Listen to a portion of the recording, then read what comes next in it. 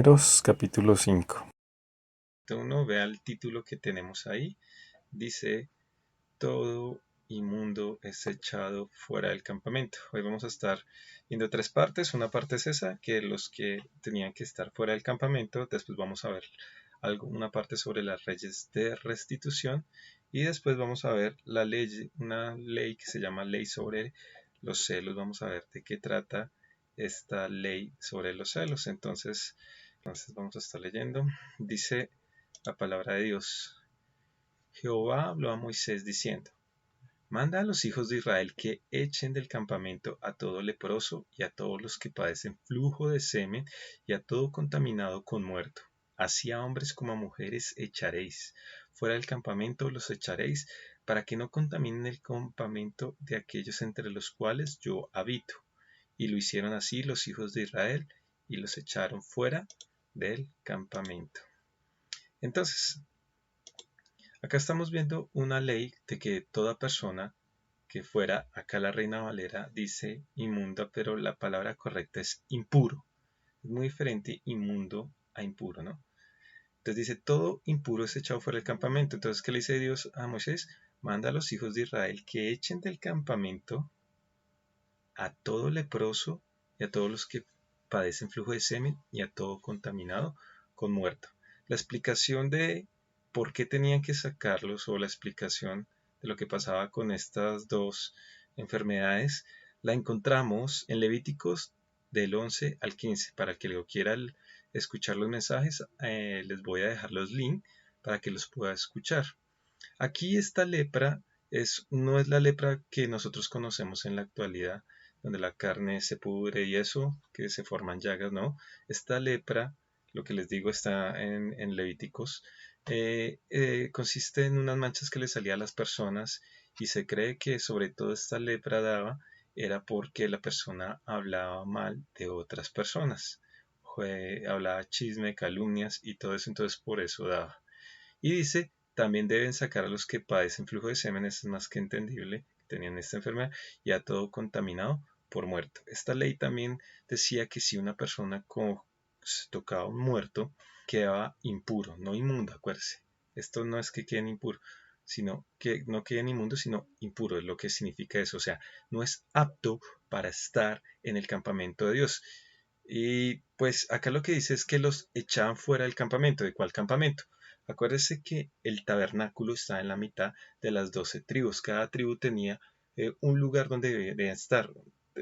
Unas debían estar en el norte, otras en el oriente, en el occidente y otras en el sur, alrededor del este. Y afuera debían sacar estas personas que tenían estos problemas. Pero afuera no significa que se tenían que ir, sino que se quedan allá afuera esperando mientras ellos pasaban este tiempo de purificación. Es decir, el que tenía esta lepra que les estoy diciendo, que está, no se les olvide, entre Levíticos 11 y 15, duraba 7 días purificándose, arrepintiéndose, pues si habló mal, entonces para que Dios lo sanara. Si no pasaba, tenía que hacer otros ritos para que pudiera ser puro. Por eso por eso les digo, no es, la palabra correcta no es inmundo, sino impuro, que significa no apto para estar en el campamento de Dios. ¿Y por qué estas personas no podían estar en el campamento de Dios? Viene la pregunta. Simple y sencilla razón. Acuérdese que el tabernáculo y el pueblo de Dios significa la perfección.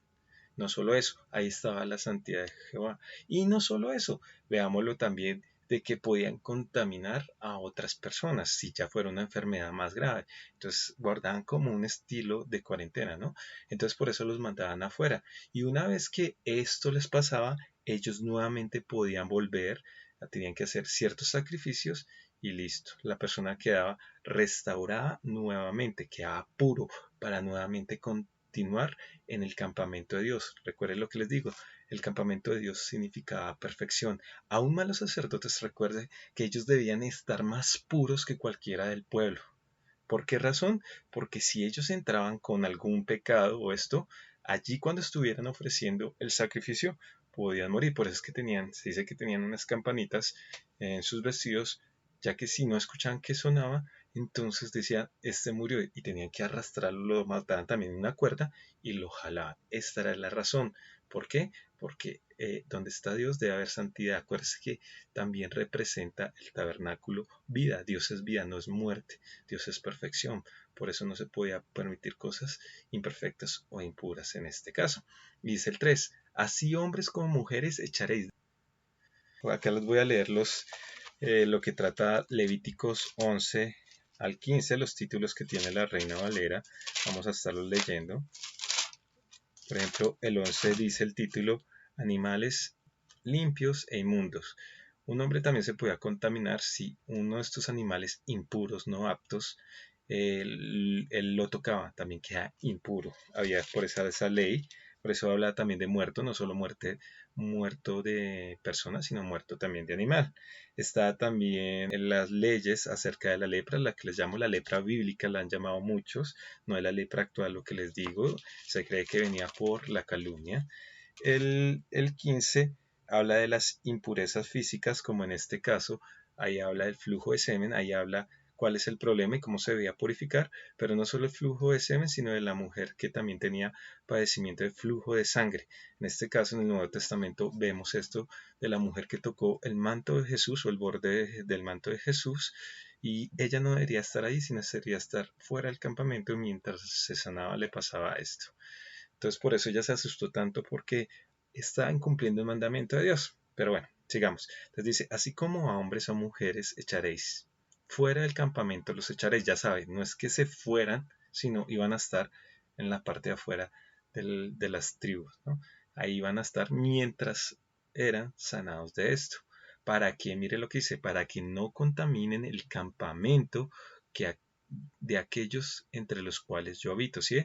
Dese cuenta que también es protección hacia las personas, era como un estilo de cuarentena, es decir, que la Biblia ya nos habla de una cuarentena, mire hace cuánto tiempo, ¿no? Dice el 5.4, y lo hicieron así los hijos de Israel, es decir, ellos lo cumplieron, tal como Dios lo mandó y los echaron fuera del campamento. No me gusta mucho la expresión los echaron, sino los sacaron, o sea, los dejaron que estuvieran afuera. Allí habían sitios donde quedarse para que pasaran su cuarentena, no era que iban a quedar a la intemperie ni nada de eso. ¿Cómo lo podemos comprobar? Vayamos a lo que dice Levíticos 13:46. Levíticos 13:46. Mire lo que dice la palabra de Dios. Todo el tiempo que la llaga estuviera en él, oiga, que estuviere, es decir, que cuando desaparezca ya podía volver, será impuro. Acuérdese que la palabra correcta no es inmunda, sino impuro. Ah, mire que acá sí ya lo utiliza. Estará impuro, o sea, no es apto para estar en el campamento de Dios. Y habitará como solo fuera del campamento será su morada. Si se da cuenta, no era que los echaran totalmente, sino que iban a estar a los alrededores mientras eran sanados. Miremos también lo que dice en Números 31 del 19 al 20. Dice, y vosotros cualquiera que haya dado muerte a una persona y cualquiera que haya tocado muerto, permaneced fuera del campamento. ¿Cuántos días debía estar fuera del campamento al que tocaron muerte? 7 días. Y os purificaréis al tercer día y al séptimo vosotros y vuestros cautivos. Dijimos que es el 20, ¿cierto? Asimismo purificaréis todo vestido y toda prenda de pieles y toda obra de cabra y todos utensilios de madera. ¿Sí se da cuenta? Entonces, la purificación era por cierto tiempo de los que tocaban muertos. Asimismo, los que padecían flujo de semen también era por cierto tiempo que iban a estar por fuera, pero después volvían. Lógicamente que mientras estaban afuera lo que iban a mirar, pues no tanto el que tocó muerto, sino el que tenía la lepra o el flujo, iban a mirar si ya habían sido sanados para nuevamente volver. Volvamos otra vez a Números 5. Entonces dice, y lo hicieron así los hijos de Israel, los echaron fuera del campamento, como Jehová dijo a Moisés, así lo hicieron los hijos de Israel. Ahora entramos a otro, acá cambia de tema, ahora va a hablar sobre las leyes de restitución. ¿Qué son las leyes de restitución? Era cuando una persona robaba o le hacía mal a alguien, tenía que devolverle a esa persona o restituir, así como se llama, lo que le quitó o lo que le hizo, en lo que le hizo daño y dar una parte más. Por ejemplo, si alguien me roba a mí, tenía que devolverme, dice la palabra de Dios, que devolverme 2 veces lo que se robó. Es decir, devolverme lo que me robó más otra parte. Pero a veces cambiada según el pecado que hubiera cometido o el error que hubiera cometido. ¿Dónde encontramos las leyes de restitución? En Éxodo 22. También les voy a dejar el link para el que lo quiera escuchar. ¿Qué trataba esta ley? Acá solo nos hacen un resumen. Lo mismo que pasó entre números 5 del 1 al 4. Acá solo nos va a hacer un resumen o nuevamente les va a recordar al pueblo de estas leyes que deben cumplir una vez estén allí en la tierra prometida. Pero bueno, no solo en la tierra prometida, sino mientras estuvieron también durante el desierto, ¿no? Entonces dice así, dice la palabra de Dios. Además habló Jehová a Moisés diciendo, di a los hijos de Israel, el hombre o la mujer que cometiere alguno de los pecados con que los hombres prevaricaron contra Jehová y delinquen, si se da cuenta, leámoslo en la traducción lenguaje actual. Me gusta más como dices este versículo. Mire lo que dice la traducción lenguaje actual. Di a los israelitas que si alguien roba o daña las pertenencias de otra persona o daña, ojo que no es solo robar, sino, por ejemplo, alguien me prestó algo y yo lo dañé, se me dañó. ¿Qué tengo que hacer? Tengo que restituirle a la persona, no como pasa algunas veces que lo daña, ay, qué pena, se me dañó, pero no se lo restituimos. No, eso no le gusta a Dios. Si tú cometes algún daño, por ejemplo, vas en tu carro y chocaste a una persona, tú tienes que pagarle lo que es por ese daño. No busques pagarle menos, sino si realmente vale tanto el precio, tienes que restituirlo. Estos son leyes justas y Dios quería que el pueblo hablara como justamente porque recuerden que nuestro Dios es un Dios justo. Por ejemplo, tu hijo estaba jugando en la calle y rompió un vidrio. Tú tienes que ir y pagar ese vidrio, no tienes que hacerte loco. Así pasaba en el pueblo de Israel. Aquel, aún si, digamos, un animal de una persona dañaba algo, esa persona tenía que ir a pagar lo que su animal dañó. Digamos acá, si lo trajéramos a nuestro tiempo, tenemos un perro, el perro muerde a una persona, yo tengo que pagarle todo lo médico y estar pendiente de que esa persona no haya sufrido ningún daño más, porque tengo que restituir. Eso se llama restitución. Y Dios, aún en este tiempo, quiere que nosotros restituyámoslos. Y más adelante, porque algunos dirán, no, pero eso es Antiguo Testamento. No, esto también Dios lo habla en el Nuevo Testamento. Vamos a ver cuándo lo habla. Por ahora sigamos leyendo acá. Entonces ya sabemos, por el que roba o si le hace algún daño a su prójimo. Y dice la palabra de Dios en el 7. Aquella persona confesará el pecado. Oiga, cuando habla de confesión del pecado significa que esta persona tiene que arrepentirse y decir, oiga, sí, yo cometí este pecado, robé o dañé, y compensará enteramente el daño y añadirá sobre ella la quinta parte y lo dará a aquel contra quien pecó. Es decir, miren lo que dice, compensará enteramente el daño, o sea, yo tengo que compensar cuando le hago daño a otra persona. Por eso si usted me dice, si una persona mató a otra persona, ¿qué tiene que hacer? Pues él tiene que restituir ese daño. Quizás una restitución en nuestro tiempo actual es pagar cárcel. ¿Por qué? Porque lo mató. Lógicamente estamos hablando si lo hizo de maldad, porque si fue por accidente, pues ya todo cambia, pero tiene que restituir a la familia que hizo este daño. Ya sea en este tiempo sería pues con dinero, lógicamente, en ese tiempo era de otra forma. Dice, pero no solo, ahorita en este caso lo vamos a hablar, si alguien roba, entonces dice, añadirá sobre ella la quinta parte. Y mire lo que sí, lo dará a aquel contra quien pecó. Mire qué ley tan buena sería en este tiempo. Imagínense todos esos políticos que han robado o empresas que han delinquido. ¿Cuánto sería bueno que esta ley se aplicara en este tiempo? Porque imagínense, si tú robas, entonces tienes que devolver más. No solo lo que robaste, sino una quinta parte más. Imagínense cómo estaríamos de bien, porque mucha gente antes de hacer el daño a otra persona lo pensaría. Antes de robar al Estado lo pensaría. Entonces se acabaría la corrupción en este país. Dese cuenta que en el tiempo de Moisés, el pueblo de Dios debería obrar con justicia. Qué bueno sería para este tiempo, ¿sí o no? Y aún para nosotros, porque a veces nosotros queremos hacernos los locos. Pero digamos, si tu hijo rompió una porcelana en la casa de un amigo o cualquier otra cosa, tienes que restituir, porque si tú eres un hijo de Dios, acuérdate que tu Padre es justo y tú debes ser justo. No te hagas el loco, eso no le agrada a Dios. Hay que restituir todo. Y dice, y se lo dará contra a quien pecó. Ahora usted me dice, no, pero esto es Antiguo Testamento, para este tiempo ya no hay que hacerlo, no hay que practicarlo. Vamos a ver lo que pasó. Quiero que vayan a Lucas 19 del 1 al 10. Jesús y Zaqueo. Ya sabemos quién es Zaqueo, ¿no? Habiendo entrado Jesús en Jericó, iba pasando por la ciudad, y sucedió que un varón llamado Zaqueo, que era el jefe de los publicanos y rico, ojo, este hombre no era cualquier hombre, era el jefe de qué? De los publicanos. Ya sabemos que son los que cobran los impuestos, cobran los impuestos, ¿no? No eran muy queridos precisamente por cobrar impuestos y dárselos a Roma. Y dice, y era rico, o sea, este hombre sabía administrar muy bien el dinero. Algunos lo llamarán pecador o algo así por ser publicano y porque no lo creería, porque pues lo que menos nos gusta es pagar impuestos. Procuraba ver quién era Jesús, pero no podía causar la multitud, pues era pequeña estatura. Y corriendo delante subió a un árbol sicomoro para verle, porque había de pasar por allí quién, el maestro. Cuando Jesús llegó a aquel lugar, mirando hacia arriba le vio y le dijo, Zaqueo, date prisa, desciende porque hoy es necesario que yo pose en tu casa.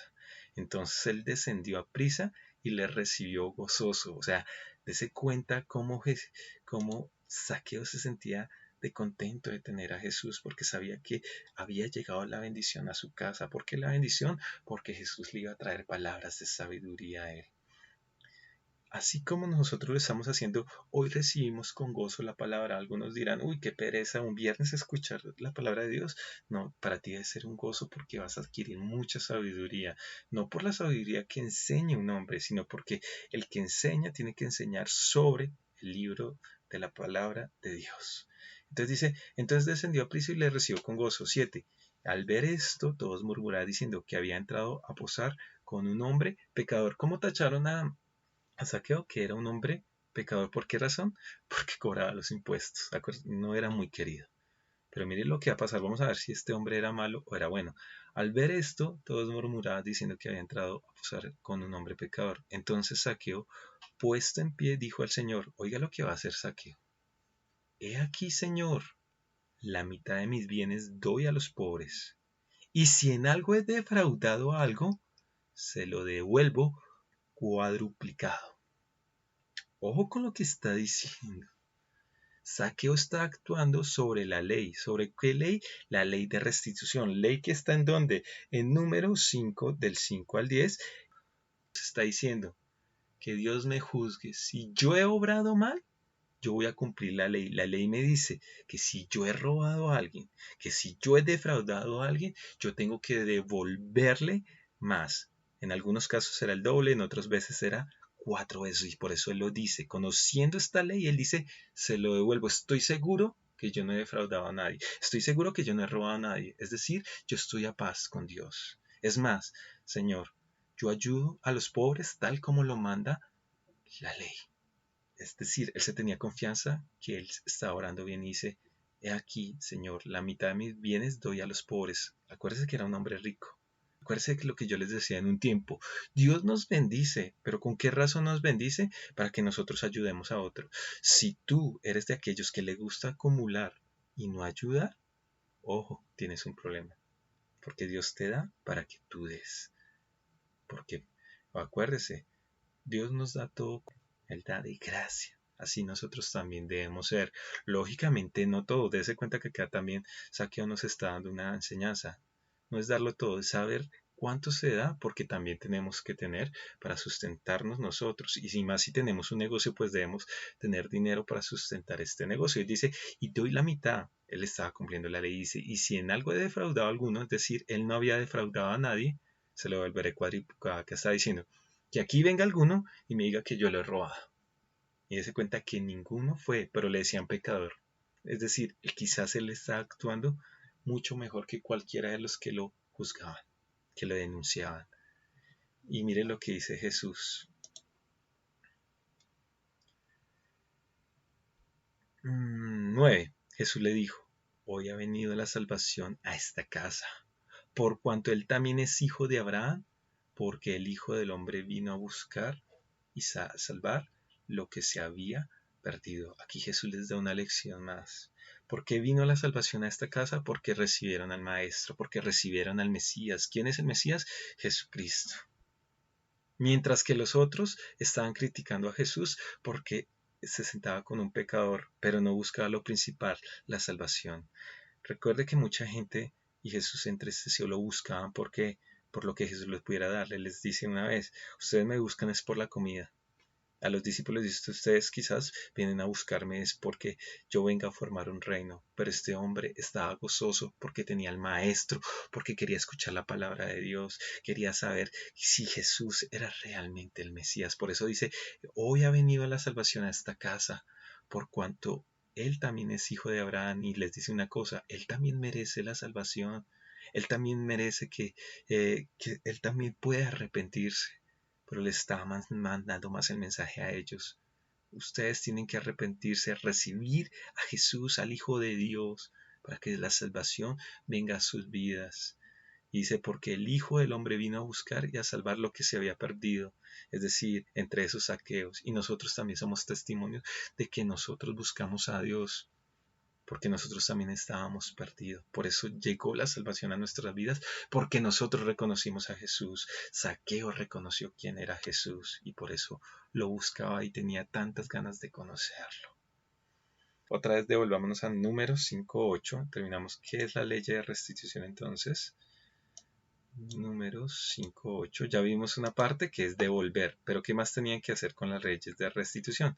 Entonces dice el número 5:8. Y si aquel hombre no tuviere pariente al cual sea resarciado el daño, se dará indemnización del agravio a Jehová entregándola al sacerdote, además del carnero de las expiaciones, con el cual harán expiación por él. Entonces, ¿qué está diciendo? Está diciendo, hey, de pronto la indemnización no se puede pagar porque este hombre murió. Entonces lo tienen que dar a un pariente. Si no se encuentra un pariente al que devolverlo, en este caso serían los hijos o la esposa, ¿sí o no? Entonces dice, entonces esto que tiene que restituir esta persona se debe llevar a los sacerdotes. Y aparte de que de esto tiene que hacer el sacrificio o la ofrenda más bien, o la expiación por el pecado que hizo. Tenía que llevar algo para que Dios lo perdonara. Y dice 9. Toda ofrenda de todas las cosas santas que los hijos de Israel presentan al sacerdote, suya será. Y lo santificado de cualquiera será suyo. Así lo mismo lo que cualquiera diera al sacerdote, suyo será. Entonces, dése cuenta que esto se los llevaban a los sacerdotes. Y ellos recibían esto en parte, pero también tenían que hacer el sacrificio para el perdón. ¿Dónde están estos sacrificios o más bien ofrendas para perdón o expiación? Esto está en los primeros capítulos de ¿qué? De Levíticos. Ahí nos hablan todas las ofrendas. Lo invito también a que escuchen. También los tengo en los videos. Entonces acá también les dejo el link para que ustedes puedan escuchar. ¿Esto dónde está? En Levíticos 1, Levíticos 2, Levíticos 3, Levíticos 4 y hasta Levítico 7. Entonces también les voy a dejar los links para que ustedes los puedan escuchar muy atentamente sobre los sacrificios que se hacían en ese tiempo y por qué era y de qué trataba. Bueno, los invito a que los escuchen. Entonces ya aprendimos la restitución. La restitución no es devolver a la persona el mal que yo le hice a esa persona, si le quité plata, si le robé, se lo volvía, pero se lo volvía, acuérdense, una parte era duplicado, acá dice que la quinta parte, dependiendo de cómo fuera la gravedad del pecado que haya hecho. Y ahora entramos, cambia el tema acá el capítulo 5 y habla sobre las leyes, la ley sobre los celos. ¿Qué era esta ley sobre los celos? Entonces lo vamos a aprender. Entonces dice la palabra de Dios. También Jehová habló a Moisés, diciendo, habla a los hijos de Israel y diles, si la mujer de alguno se descarriare y le fuere infiel, y alguno cohabitare con ella, y su marido no la hubiese visto por haberse ella amancillado ocultamente, ni hubiere testigo contra ella, ni ella hubiere sido sorprendida en el acto, oiga, en el acto, ¿ustedes se acuerdan que alguien la sorprendieron en el acto? La mujer adúltera, en los tiempos de Jesús, ¿se acuerda? Y que se la llevaron al maestro y la iban a apedrear y Jesús le dijo, si alguno está libre de pecado, tire la primera piedra. Entonces dice el 14, si viniera sobre el espíritu de celos, ¿qué significa espíritu de celos? O sea, él cree que ella lo traicionó. Dice, y tuviera celos de su mujer, habiéndose ella mancillado, o viniere sobre el espíritu de celos y tuviere celos de su mujer, no habiéndose ella amancillado. Entonces, ¿qué pasa? El marido sospecha que su mujer lo traicionó, pero no tiene testigos. Acuérdese que la ley, para poder castigar a una persona, en ese tiempo le daban pues muerte, ¿no? Entonces, ¿qué pasaba? Debían traer a las dos personas, a los dos adúlteros, a la mujer y al hombre. No como pasó en los tiempos de Jesús, que solo trajeron a la mujer, debían traer al hombre, ¿no? Y castigarlos por eso. Pero para poderlos castigar debían haber testigos. No era que yo me inventé, es que a mí me parece que ella me fue infiel. No, debía haber un testigo, si no, no la podían castigar. En el tiempo de Jesús, dése cuenta que habían muchos testigos que vieron a esta mujer, y por eso les digo, ahí en el 13, donde dice, sorprendían el acto, dése cuenta que en ese pasaje también dice, es que la hemos cogido en el mismo acto del adulterio. No se cuenta, utilizan ahí la ley para decirle a Jesús, mire, ella pecó, pero no la estaban utilizando bien porque deberían haber traído al hombre. Pero acuérdese que el pasaje trata más, no es que ellos quisieran juzgar a la mujer, sino que querían juzgar a Jesús, a ver cómo iba a actuar Jesús, qué decisión iba a tomar sobre esta mujer.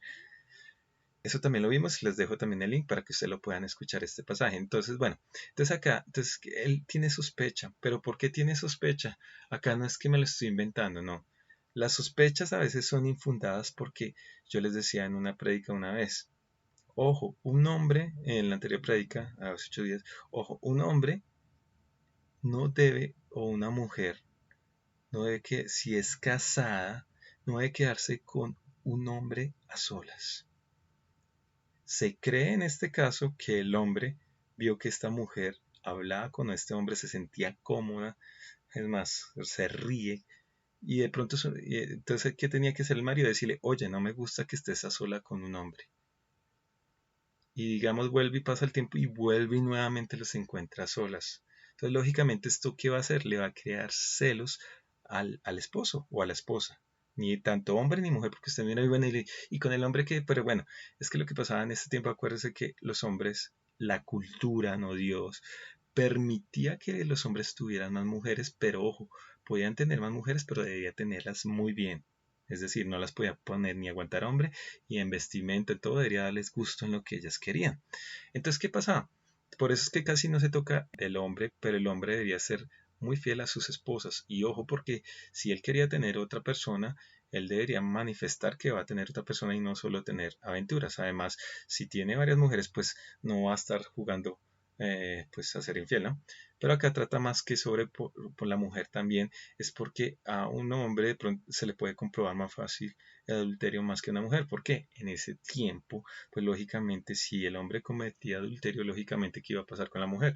Iba a quedar embarazada, entonces era más fácil descubrirlo. En cambio, una mujer, si estaba con un hombre, no era fácil descubrir si había pecado. Entonces, este hombre se infundaba sobre celos.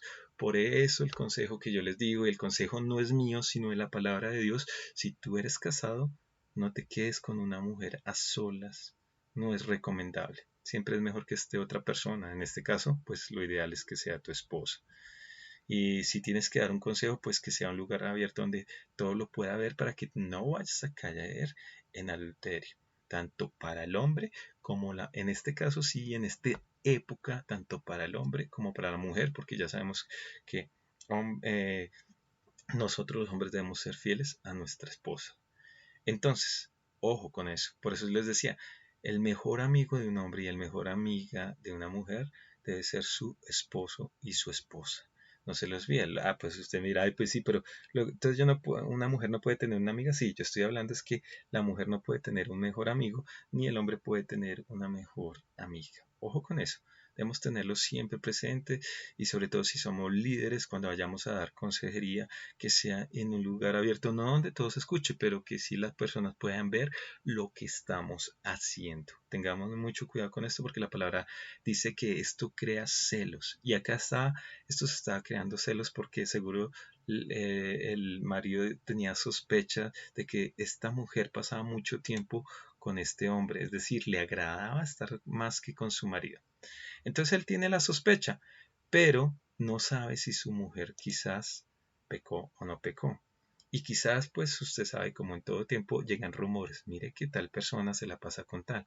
Mire que tal persona. También por eso es que lo debemos evitar, porque nosotros debemos evitar los rumores que vienen de afuera y descalifican a una persona por esto. Entonces, por eso debemos evitar no encontrarnos con personas así, porque lo que les digo, nos descalifican y hace que creen rumores. Y después, ay, pero la gente sí es chismosa, pues ¿para qué das para que la gente hable? Ten cuidado con eso, ¿listo? Entonces él tenía la sospecha y dice, entonces, ¿qué tiene que hacer el hombre que tiene esa sospecha? Dice, entonces el marido traerá su mujer al sacerdote y con ella traerá su ofrenda, la 10ª parte de una efa de harina de cebada. No echará sobre ella aceite ni pondrá sobre ella incienso, porque es ofrenda de celos, ofrenda recordativa que traerá a la memoria el pecado. Ojo, porque había una ofrenda que se le echaba el aceite y también el incienso, pero acá está diciendo no lo hagan porque esto va a ser para que descubrir si esta persona, si esta mujer fue adúltera o no fue adúltera. Es decir, el hombre iba a llevar su mujer y la va a presentar al sacerdote. En este caso sería el tabernáculo. En los tiempos de Jesús sería ¿qué? El templo. Y entonces dice, la va a llevar. Y el sacerdote hará que ella se acerque y se ponga delante de Jehová. ¿Cómo así que delante de Jehová? Acuérdese que el templo representaba la presencia de Jehová y sobre esto el tabernáculo y sobre todo ahí descendía la nube. ¿Qué representaba eso? Que allí estaba Dios. Es decir, se para enfrente del tabernáculo y sobre todo dice en el altar. Y dice, luego tomará el sacerdote del agua santa en un vaso, o sea, el agua que había ahí en el tabernáculo, en un vaso de barro. Tomará también el sacerdote polvo que hubiere en el suelo del tabernáculo, si se da cuenta, y lo echará en el agua. 17. Luego tomará el sacerdote, el 18, perdón, y hará el sacerdote estar en pie a la mujer delante de Jehová y descubrirá la cabeza de la mujer y pondrá sobre su mano la ofrenda recordativa, o sea, la ofrenda que trajo harina, que es la ofrenda de celos, se llama la ofrenda de celos. Y el sacerdote tendrá en la mano las aguas amargas que acarrean maldición. ¿Se acuerdan? Las aguas que echó el polvo que había en el tabernáculo, es decir, era agua con polvo. ¿Sí se dan cuenta? ¿Y cómo se llaman? Aguas amargas que acarrean maldición. Estas aguas se las va a tener que tomar la mujer y si ella hubiera cometido, hubiera adulterado, algo le va a pasar. Por eso se llaman que acarrean maldición. Es decir, va a traer, cuando habla de maldición, es que va a traer consecuencias sobre esta mujer. Y dice el 19, y el sacerdote la conjurará y le dirá, ojo, acá no es de un conjuro. Acá lo que va a hacer es que la persona tiene que jurar que ella no ha pecado. Eso es lo que significa conjurará. No es que va a ser un conjuro. Veámoslo mejor en otra traducción para que nos confundamos, porque ¿cómo así? O sea que los sacerdotes hacían conjuros, no, no, no, significa que la va a hacer jurar, mire lo que dice, entonces el sacerdote la hará jurar, esto es en la traducción actual, y le dirá, si no has engañado a tu esposo ni has tenido relaciones con otro hombre, le pido a Dios que cuando bebas esta agua amarga, no te pase nada malo, ¿sí? Si tú no has pecado, nada te va a pasar, pero si tú has pecado, el mismo Dios te va a castigar. Mire lo que dice la Reina Valera. Y el sacerdote la conjurará y le dirá, si ninguno ha dormido contigo y si no te has apartado de tu marido a inmundicia, libre seas de estas aguas amargas que traen maldición. 20. Mas si te has descarriado de tu marido y te has amancillado y ha cohabitado contigo alguno fuera de tu marido, el sacerdote hará jurar a la mujer con juramento de maldición y dirá a la mujer, Jehová te haga maldición y execración en medio de tu pueblo, haciendo Jehová que tu muslo caiga y tu vientre se hinche. Y estas aguas que dan maldición entren en tus extrañas y hagan hinchar tu vientre y caer tu muslo. Y la mujer dirá, amén, amén. Acuérdese que amén, ¿qué significa? Amén es así sea o así es. En este caso la mujer dirá así sea, así es como jurará a Dios. Es decir, si yo estoy libre de pecado, pues no me va a pasar nada, porque Dios me va a justificar. Pero si yo no soy libre de pecado, ¿qué va a pasar? En pocas palabras dice, la barriga se va a hinchar. ¿Y qué significa que la barriga se va a hinchar? Es decir, esta mujer va a ser estéril. Ya no va a poder volver a tener hijos, es decir, su cuerpo también se va a deformar. Estas son las consecuencias que va a traer. Ojo porque esto no lo hacía el agua. Ojo porque esto no lo hacía la ofrenda, sino lo que representaba es que estas eran las bases para hacer el juramento ante Dios de que ella no había pecado. Si ella está, pues, segura que no había pecado, pues iba a hacer todo esto sin ningún problema. Pero ¿qué iba a pasar sabiendo lo que le iba a pasar a esta mujer? Pues lógicamente, si ella sabía que había pecado, créame que ella no iba a ir y le iba a decir la verdad a su marido. Ese era el propósito. El propósito no era que llegaran hasta allá, hasta el sacerdote para hacer quedar mal a esta mujer. El propósito era que la mujer siempre le dijera la verdad a su marido si realmente había cometido adulterio. Lógicamente, pues si ella decía que había cometido adulterio, ya el marido decidiría si la llevaba para que la castigaran a ella y al hombre con el que había cometido el adulterio o si la perdonaba. Esa era la intención. Entonces, bueno, entonces ella tiene que decir amén. ¿Qué significa amén? Así es, yo no he pecado. Pero si yo he pecado, al decir amén, si yo he pecado, entonces va a caer la maldición. ¿Cuál es la maldición? Que su cuerpo se deformaría, sobre todo su vientre, y ya no sería más estéril. 23. El sacerdote, entonces una vez que ella diga amén, el sacerdote escribirá estas maldiciones en un libro. Lógicamente acá nos dice que un libro, pero porque nos lo está trayendo a nuestro tiempo actual, pero en este caso podía ser una hoja de papiro, no sé, con lo que en ese tiempo escribieran, y las borrará con las aguas amargas, las mismas aguas, o sea, ella tomaba un pedacito, no era que se la tomara todo, y esas aguas se las echaba sobre ese libro. ¿Para qué? Para que borrara ese pecado o esa maldición. Es decir, si ella estaba libre de esa maldición, pues Dios la iba a librar de esta pena. Pero si no, ahí era donde iban a venir las consecuencias de esta mujer. 24. Y dará a beber a la mujer las aguas amargas que traen maldición, y las aguas que obran maldición entrarán en ellas. ¿Para qué? Para amargar. ¿Qué significa amargar? Es decir, va a traer las consecuencias sobre esta mujer. 25. Después el sacerdote tomará de la mano de la mujer la ofrenda de los celos, la harina que traía, y la mesará delante de Jehová y la ofrecerá delante del altar. ¿Qué significa la mesará delante de Jehová? Es decir, en el tabernáculo donde estaba el altar, la va a lanzar la harina, y tomará el sacerdote un puñado de la ofrenda en memoria de ella y la quemará sobre el altar, y después dará a beber las aguas a la mujer. 27. Le dará pues a beber las aguas, y si fuera inmunda, es decir, si realmente hubiera cometido el pecado y hubiera sido infiel a su marido, las aguas que obran maldición entrarán en ella para amargar, y su vientre se hinchará y caerá su muslo, y la mujer será maldición en medio del pueblo. ¿Qué significa maldición en medio del pueblo? Esto le va a recordar a las mujeres y a los hombres que no se debe hacer adulterio porque Dios mismo lo va a descubrir. Miremoslo como lo dice la traducción lenguaje actual. Si ella engañó a su esposo, el agua la hará sentirse tan mal que el estómago se le hinchará y no podrá tener hijo. Esto servirá de ejemplo para toda la gente. ¿Sí? O sea, iba a ser un testimonio viviente de lo que hace el adulterio. Acuérdese que el adulterio es lo peor que puede hacer una persona a su pareja porque es alguien que confía en él, y sobre todo porque no solo eso, también es un pacto que no solo hizo con esa persona, sino también lo hace con Dios y lo está rompiendo. Ojo, no solo está engañando a esa persona, sino a Dios que te entregó un hijo o una hija.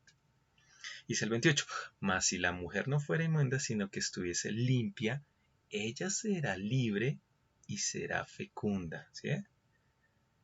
Esta es la ley de los celos, cuando la mujer cometiera infidelidad contra su marido y se amancillare, o del marido sobre el cual pasar espíritus de celos. No es que viene un espíritu, no, es que sospecha que ella le ha sido infiel y tuviera celos de su mujer.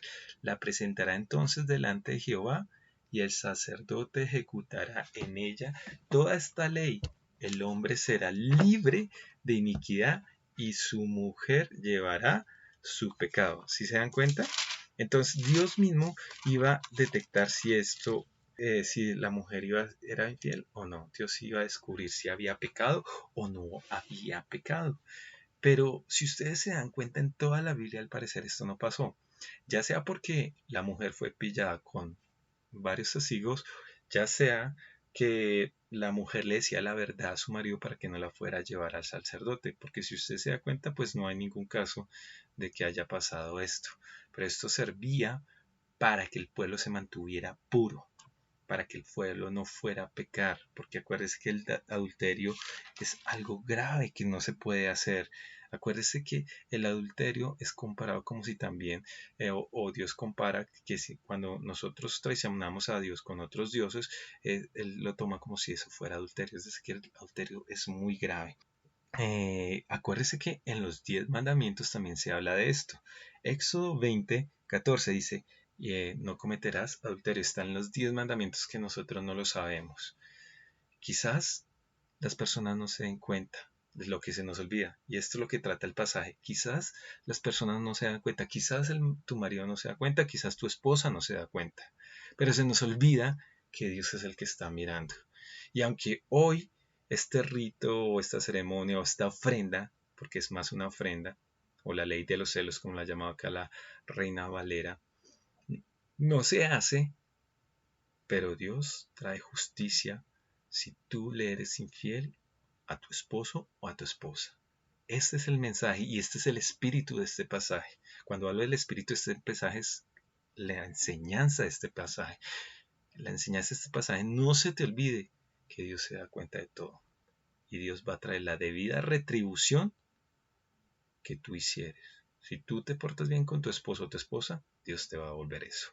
Pero si tú te portas mal, Dios también te lo va a devolver. Este es el espíritu del pasaje o el mensaje de este pasaje. Tengámoslo siempre presente, que Dios se da cuenta de todo. Por último, miremos lo que dice Levíticos 20:10. Dice, si un hombre cometiera adulterio con la mujer de su prójimo, el adúltero y la adúltera indefectiblemente serán muertos. Y es lo que les pasaba a los que cometían adulterio. Si alguien tiene relaciones sexuales con la mujer de otro hombre, será condenado a muerte junto con la mujer. Los dos tenían que morir. ¿Por qué esta ley? Algunos dirán, uy, no, pero esta ley es muy dura. Porque imagínense que esta ley la practicáramos hoy en día aquí en Bogotá. ¿Cuántos muertos habría? Serían muchos. ¿Cuál es la razón de esta ley que sería bueno que la practicaran hoy en día? La razón es para que nadie se metiera con la mujer de su prójimo. Esa era la razón. Qué bueno sería por eso, porque la gente le daría miedo. La gente diría, uy, no, si yo hago esto, o sea, si no tiene el temor de Dios, por lo menos va a tener temor por su vida, por no perder la vida. Pero si ya es un hombre que tiene la conciencia cauterizada, pues no le importa que lo muerte. Como algunos dicen, eso vivamos el momento, de algo nos tendremos que morir. Es decir, que es un hombre que tiene un corazón muy duro y está lejos de Dios, pero Dios se da cuenta de todo y Dios lo va a juzgar por eso. Amén.